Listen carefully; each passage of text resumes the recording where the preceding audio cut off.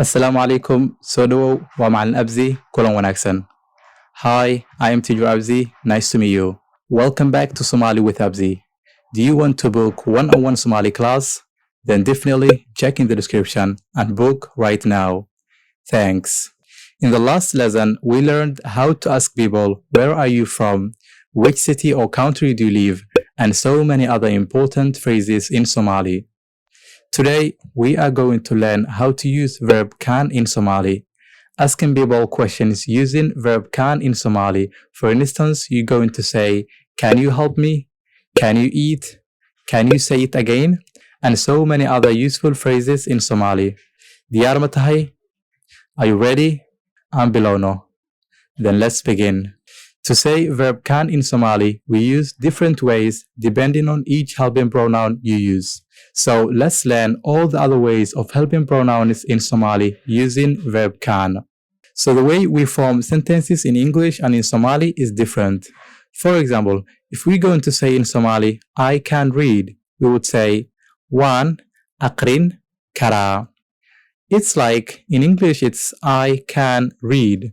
In the middle you have can, and at the end you have the verb, which is read. But in Somali, the verb will go at the middle. So you say, Waan aqrin karaa, which means can will go at the end of the sentence.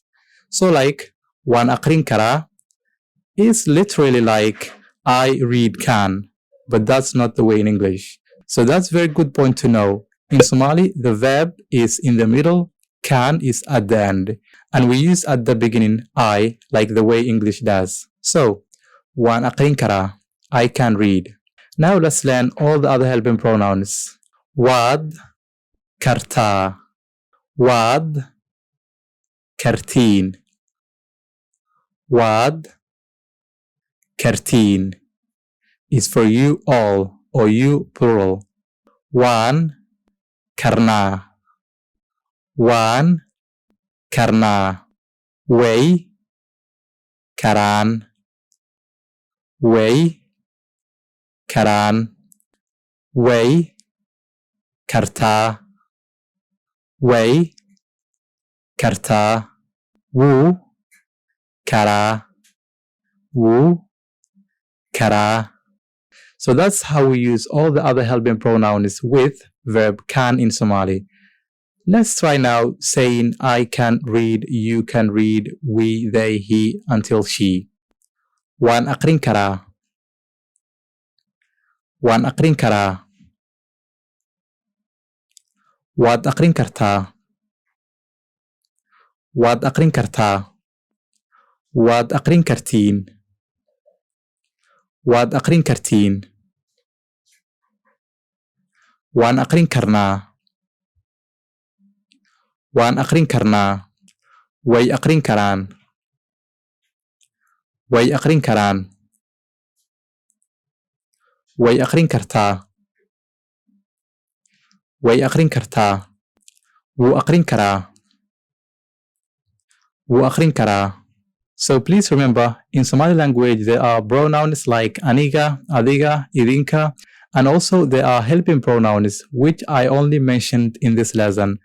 Like when I'm saying waan aqrin karaa is I can read, but waan is not pronoun, it's helping pronoun. So if you are going to learn the pronouns, you can join our Somali learning group on WhatsApp. It's completely free, and I would just be happy if you can only like this video so that it can reach so many audiences more than now. So if you want to join the group, check in the first pinned comment on this video. Thanks. Now let's use another verb with verb can, which is shaqayn. Shaqayn means work, and the noun is shaqo. Let's practice together. Waan shaqayn karaa, waan shaqayn karaa, waan shaqayn karaa, waad shaqayn kartaa, waad shaqayn kartaa, waad shaqayn kartaa, waan shaqayn karnaa, waan shaqayn karnaa, waan shaqayn karnaa, way shaqayn karaan,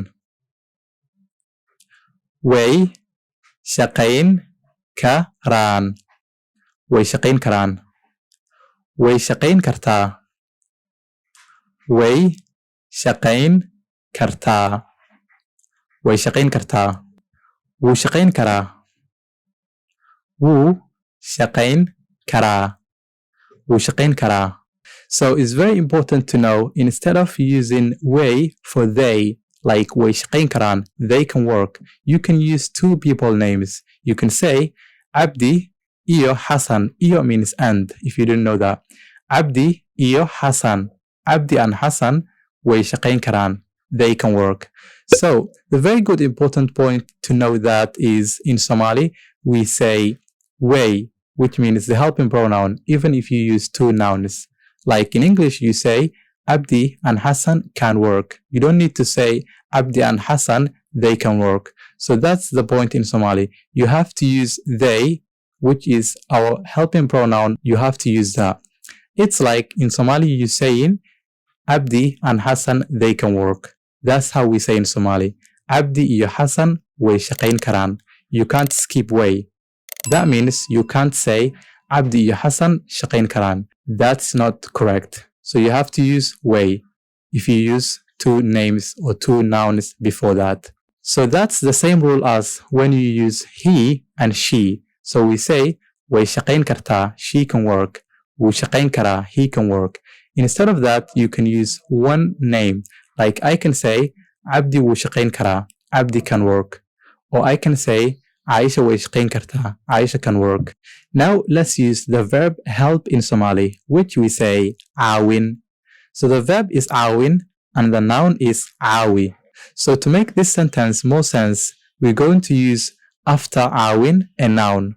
Like we're going to say I can help Abdi or something like that. So you can use your name or someone else's name. That's fine. Let's practice together. Waan caawin karaa hooyo. Waan caawin karaa hooyo.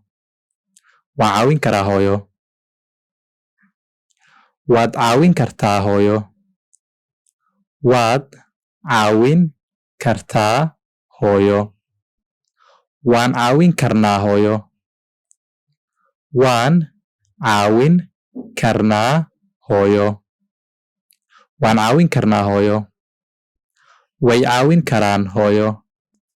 Way caawin karaan hooyo. Way caawin karaan hooyo. Way caawin kartaa hooyo. Way caawin kartaa hooyo. Way caawin kartaa hooyo. Wuu caawin karaa hooyo. Wuu caawin karaa hooyo. Wuu caawin karaa hooyo. Now, what about if you're going to make a question and say, can you work? Or maybe, can you help mom? Or maybe, can you eat? Or can you read? So to make those question form, we need to use very easy rule, which is start with the question word, which is ma. So you say ma plus the verb, which is aawin.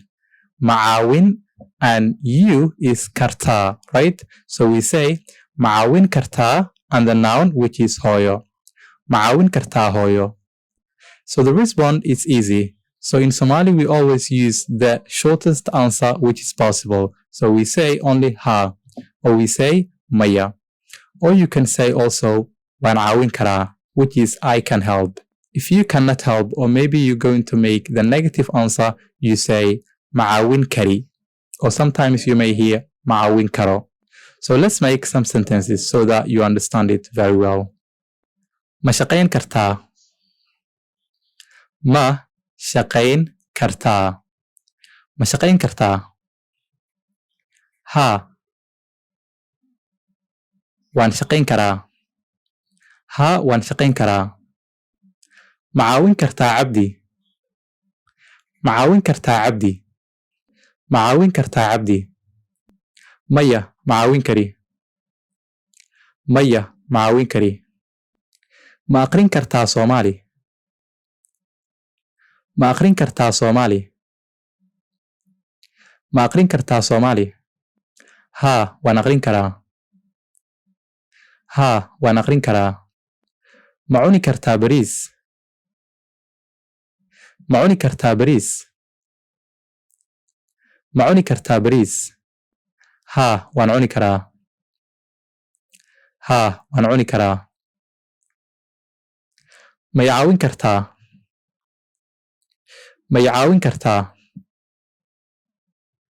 ma i caawin kartaa haa waan ku caawin karaa haa waan ku caawin karaa So for now, do this assignment. I will give you a verb, so use it I, we, you, they, he, she with verb can in Somali and use the order we learned right now. So the verb I'm going to give you to practice with is un. That's the noun. The verb is uni. So you're going to say I can eat with maybe banana, moss or moose, depending on how you say. Waan cuni karaa moos. Waad cuni kartaa moos. Waan cuni karnaa way. So you do it I, we, you, they, he, she, all of them. So after you did your assignment, send me or share with me on our Learning Somali group, which is called Bara Somali.